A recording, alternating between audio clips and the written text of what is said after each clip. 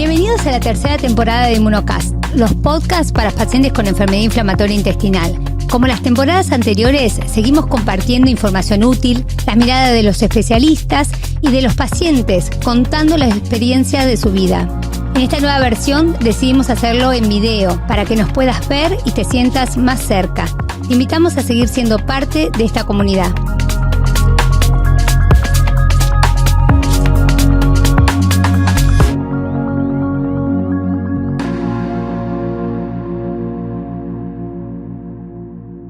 Hola Eugenia, soy Marisol Belicoso. María Eugenia Linares. Y este es un nuevo episodio de Inmunocast. Y hoy tenemos el placer de tenerla a Beatriz Gross. Beatriz es médica gastroenteróloga dedicada a enfermedad inflamatoria, así que Bea, desde allá desde España, un beso enorme, bienvenida. Bienvenida, Bea.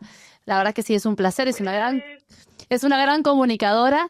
Y como primera pregunta, viste, cuando los pacientes reciben el diagnóstico, la primera pregunta que surge generalmente es ¿por qué a mí?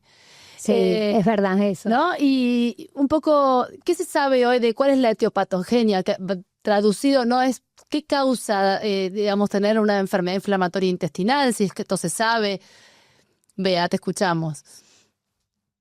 Bueno, pues primero muchísimas gracias por la invitación, Marisol y Eugenia. Estoy muy contenta de estar aquí con vosotras. Y bueno, pues mirad, cuando yo explico en la consulta, porque efectivamente es lo primero que pregunta un paciente, hay que saber que estas enfermedades suceden porque una serie de factores que son predisponentes suceden en el mismo individuo a la vez. No hay un único factor que haga que la enfermedad ocurra. Estos pacientes sí que tienen una base genética conocida, que hay más de 200 genes que se han identificado como factores de riesgo y probablemente con el tiempo identifiquemos más.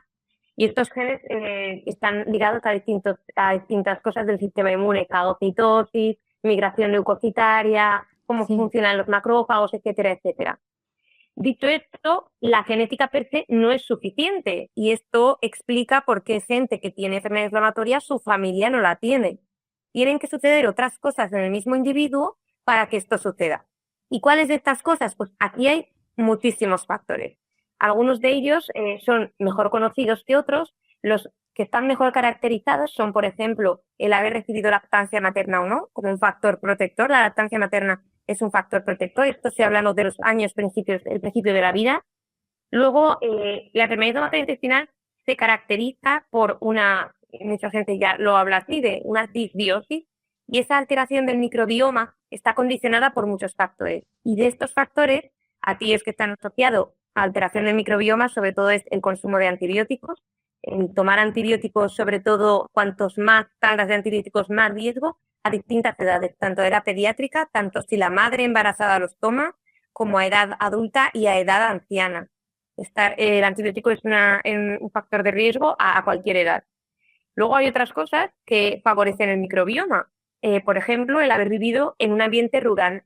Las personas que viven en los pueblos, en comparación con los que viven en las ciudades, tienen menos riesgo de desarrollar la enfermedad. Y es verdad que en las ciudades pasan varias cosas. La primera es que hay más contaminación, y la contaminación es un factor de riesgo para el desarrollo de enfermedad inflamatoria intestinal. Y aquí podríamos entrar en qué tipo de contaminación, si solo ambiental, si microplásticos. Bueno, en lo poquito que sabemos sobre contaminación, todos los factores de contaminación están asociados con el desarrollo de la enfermedad. Luego, familias más grandes, que tienen muchos hermanos, esas familias grandes tienen menos riesgo de tener enfermedad inflamatoria y probablemente tenga que ver con lo mismo, con el intercambio de microbioma que sucede en familias grandes, y pasa lo mismo con aquellos que crecen con animales. Gente que vive en el campo y tiene contacto con animales, y sobre todo aquellos que crecen con un perro, al parecer el tener un perro en los primeros años de la vida pudiera ser un factor protector. Y esto se explica porque los perros, interactúan mucho con los humanos, se chupan, las patas no siempre están limpias, etcétera. Es decir, el sistema inmune necesita un entretenimiento. Yo es así como se lo explico a los pacientes.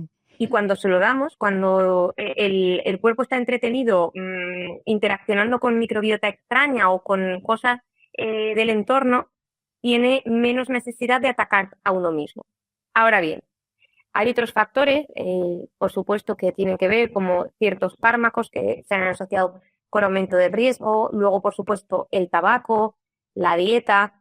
En términos del tabaco, y esto tiene que pasar que los pacientes se las saben todas, tienen una artritis.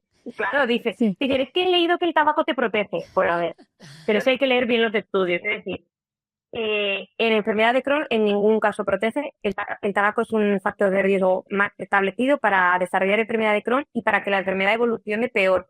Y luego en colitis ulcerosa sí que es verdad que los exfumadores, gente que acaba de dejar de fumar, tiene más riesgo que los que siguen fumando. Cuidado, pero esto no quiere decir que el tabaco proteja, porque Claro. tienen igual de reacciones. Los que nunca han fumado son los que menos riesgo tienen. Los que nunca han fumado son los que menos riesgo tienen. Luego Claro. están los fumadores y luego los exfumadores. Ese sería el orden. Entonces, esto no quiere decir, y en cualquier caso, eso tampoco quiere decir que al paciente le tengamos que decir que fume. Es decir, ya en qué tal entenderá, ahora ya da igual. O sea, el tabaco tiene ya que vincular bastantes enfermedades como para promover su consumo. Beatriz, y con eso de que vos decís también del tabaco con respecto a la dieta, ¿también hay diferencia entre la dieta en la colitis ulcerosa y en la enfermedad de Crohn como efecto protector? Pues hay unas diferencias son más sutiles y es verdad que el tabaco es más fácil de analizar porque es un único factor, mientras que la dieta es muy variable, cambia geográficamente, la cultura modula muchísimo la dieta y lo que se tiene accesibilidad. Entonces es más difícil de aislar. Sí que es verdad que la dieta estilo occidental, la que es rica en grasas saturadas, rica en productos ultraprocesados, bebidas azucaradas, productos, lo que comida rápida, digamos, ¿no? Sí. Ese tipo de dieta que es muy pobre en fibra, sí que está relacionada, que está asociada con el riesgo de desarrollar tanto Crohn como colitis ulcerosa. Hay algunos factores concretos que se han relacionado más con el desarrollo de colitis ulcerosa que con la enfermedad de Crohn, aunque depende de qué estudio cojas, entre unos y otros casi todos hacen lo mismo. La colitis ulcerosa, por ejemplo, se ha vinculado más con el consumo de bebidas azucaradas y con el consumo de carne, y carne roja en concreto. Claro. Luego la enfermedad de Crohn más con la ausencia de fibra Bien. y con el consumo de una dieta occidentalizada en global, con dietas con unas grasas saturadas. Pero en líneas generales, la mayoría de estudios concluyen que al final es lo que es una dieta occidentalizada. Perfecto. Y es verdad que la dieta, claro, la dieta no es solo, el problema de la dieta occidentalizada no es solo lo que contiene la dieta. Es una dieta que generalmente es muy adictiva, Sí. que genera una hipertensión. Las personas que comen dieta occidentalizada suelen comer más calorías de las que necesitan, se suele asociar a sedentarismo, se suele asociar con ciertos estilos de vida en general que son menos saludables.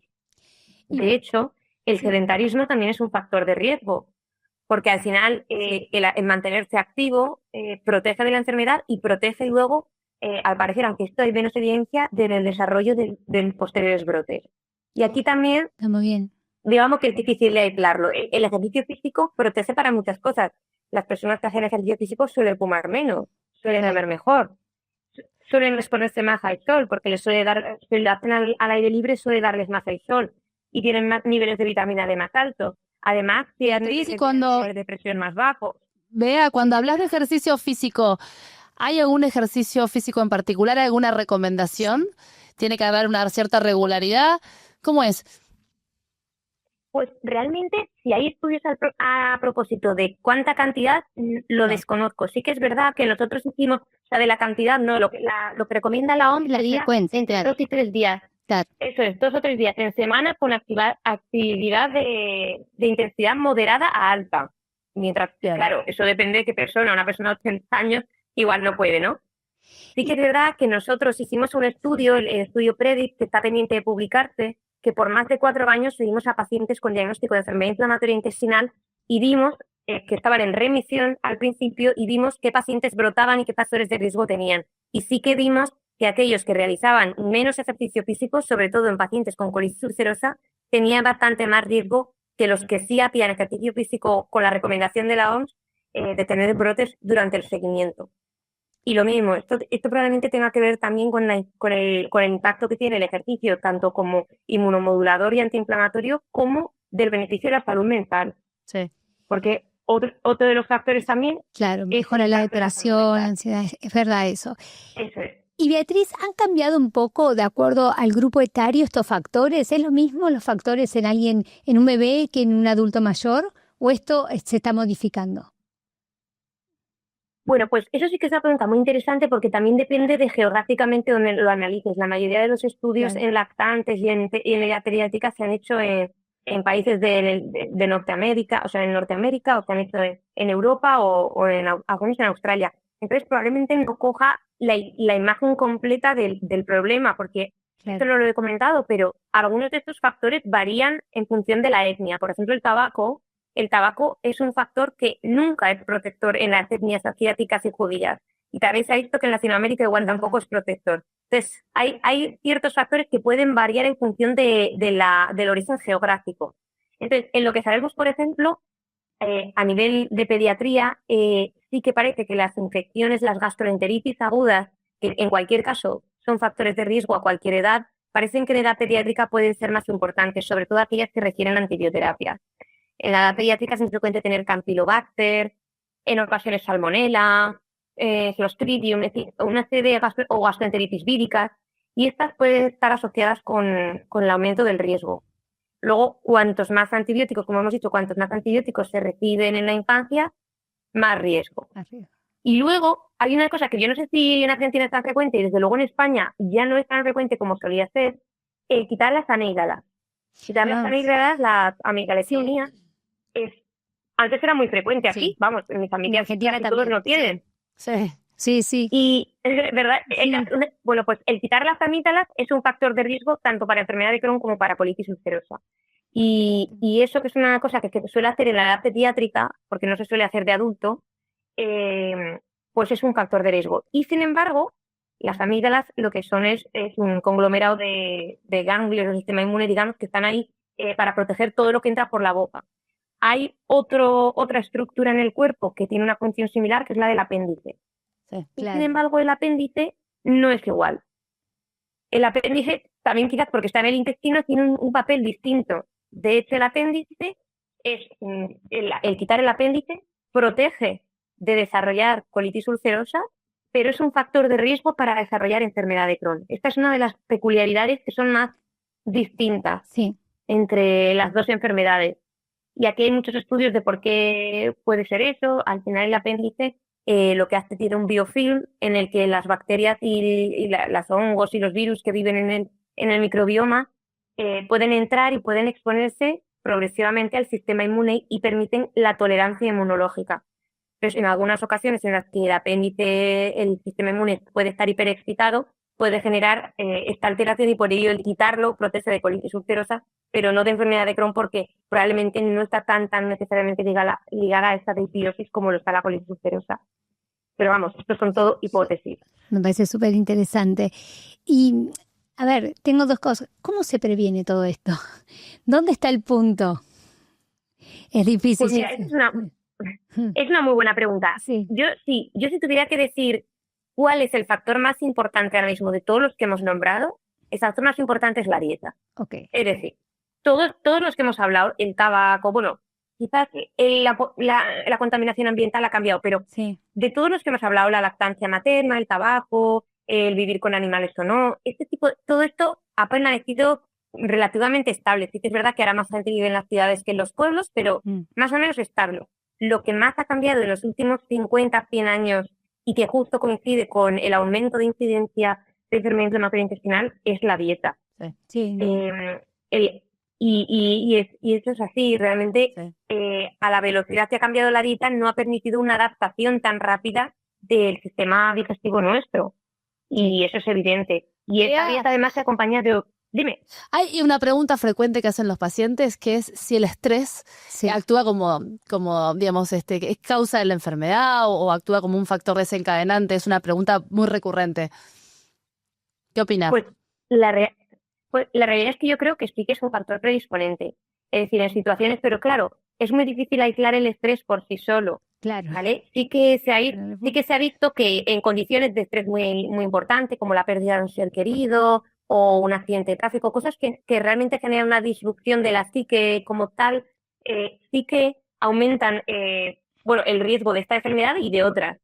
Ahora, ¿qué ocurre? Que cuando uno está más estresado suelen pasar varias cosas. Uno come peor, Sí. suele hacer menos ejercicio, suele tener más ansiedad y depresión. Entonces, este tipo de cosas también se han relacionado. Ayudarlo como tal es difícil. Sí que es verdad que se ha visto que en condiciones de estrés hay un aumento de riesgo de brotes, ya confirmado de esto. Entonces, claro, si hay un aumento de riesgo de brotes en el seguimiento, cuando hay un evento estresante de misma magnitud, pues también tiene sentido pensar que sea un factor predisponente. No obstante, hay que aclarar que no todo el mundo respondemos igual ante el estrés.